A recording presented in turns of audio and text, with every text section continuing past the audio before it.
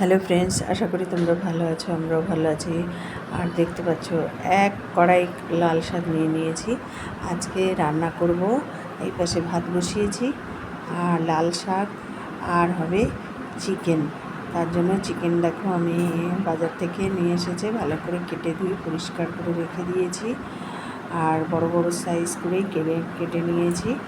কেটে ধুয়ে রেখে জল ঝরাতে দিয়েছি। আর এদিকে একটু সামান্য আলু দেবো বলে রেডি করে নিয়েছি। আর এদিকে শাক হয়ে গেছে, নামানোর সময় একটু বড়ি ভেজে গুঁড়ো করে দিয়ে নামিয়ে নিলে রেডি লাল শাক। আর এই চিকেনের ভিতরে আছে আদা বাটা, রসুন বাটা, পেঁয়াজ, যা যা আর কি দেয় বাঙালিয়ানা মতে। আজকে বানাবো চিকেন কষা, লাল শাক, ভাত। জিরের গুঁড়ো, ধনের গুঁড়ো, লঙ্কার গুঁড়ো সব কিছুই পরিমাণ মতো দিয়ে একটু সামান্য কাঁচা সর্ষের তেল আর দিয়ে ভালো করে আগে প্রথম মাখিয়ে নিয়ে তারপরে দিয়ে দেবো হাফ বাটি টক দই দিয়ে ভালো করে বেশ মাখিয়ে 10 থেকে 15 মিনিট রেখে দেবো। আর ম্যারিনেট করা মাংস কিন্তু যত রেখে দেবে না তত কিন্তু ভিতরে ভালো রকম বেশ যায়। সঙ্গে সঙ্গে মাখিয়ে দেখবে বসাবে একটা কেমন একটা শিটে ভাব হয়, কিন্তু না এইভাবে। পেঁয়াজটা দেখো ভাজা ভাজা করে নিচ্ছি প্রথমে লাল লাল করে। আর ম্যাগনেটের ভিতরে সামান্য একটু বেটে দিয়েছি, দিয়ে এবার ভালো করে ভাজা ভাজা হয়ে গেছে। এইবার এর ভিতরে দিয়ে দেবো ম্যারিনেট করা চিকেন দিয়ে এবার বেশ ভালো করে কষিয়ে একদম দিতে হবে না।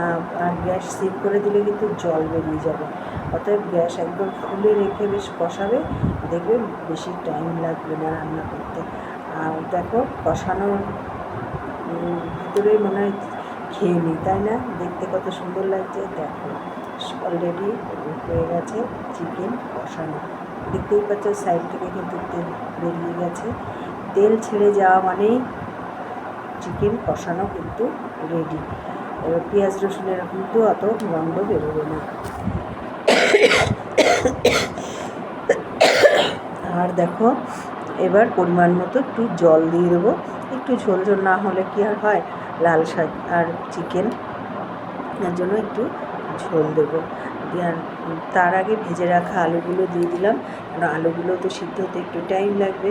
এর জন্য আলুগুলো দিয়েও আবার একটুখানি কষিয়ে নিয়ে তারপরে দিয়ে দেবো গরম জল পরিমাণ মতো, কেন চিকেনটাও একটু বেশ টকবক করে ফুটবে আর খেতেও তেমন সুস্বাদু হবে।